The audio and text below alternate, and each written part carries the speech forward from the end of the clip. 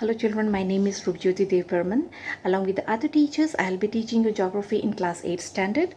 And the book that we'll be following this year is the Social Science Success, book number 8, and the publisher is your Goel Brothers Prakashan. Okay, today we'll be learning about the first chapter, that is your resources. Okay, first of all, we have to know what is a resource. Resource means anything which is valuable to us, which is having worth, and which satisfies our needs. Okay, that is a resource to us. Okay, now this book, for example, is a resource to class 8 standard, but it is not a resource for class 9th and 10th or for class 1 or 2. Okay, so another example that I can cite is a person who is living near the jungle. The jungle is a resource for him because he is using all the resources from the jungle. He is collecting firewood, he is collecting the products from the from the forest and selling in the market and earning his livelihood. But at the same time, this resource is not a resource to us because we don't collect any firewood from there, neither we are collecting any product from that forest. Okay, we go to the forest, enjoy and go for picnic or outing. It is having aesthetic value for us if we enjoy it as a nature's beauty and bounty. Fine. Now I am coming to the next topic, that is yes, classification of resources. How resources can be classified. Resources can be classified into 3 categories. Number 1 is the natural resource, number 2 is the man-made resource, and number 3 is human-made resource, human resource. Okay, first is your natural resource.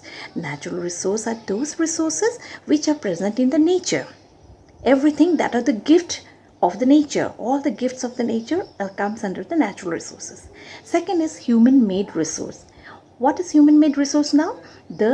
Whatever the nature has given, but we are modifying it according to our wish and desire.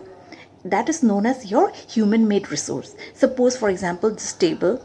Suppose the roads, the railways, the buildings, all this will be coming under human-made resource. And what is human resource? Human resource are those things which is our ability and the skill that we are using to develop the resources, okay, are known as human resource. Say for example, I am a teacher, I am teaching you. Your mother is a doctor, she is taking care of the patients. Okay, an engineer, he builds a house or a building.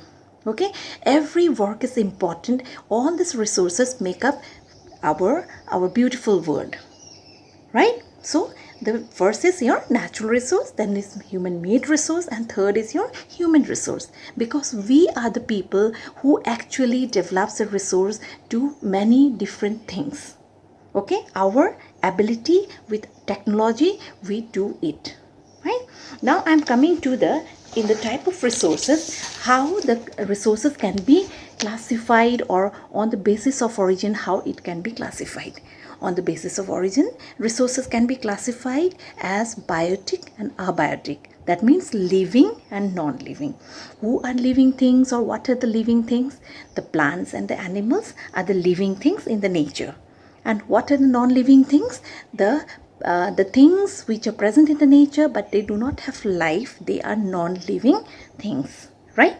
Or the abiotic resources, right? So the sunlight, okay, then the rocks, then the land, they comes under that. Next topic that I will be taking up is renewable and non-renewable. What is renewable resource? It is the resource that can be again and again used, that will never finish up. Those are known as renewable resources.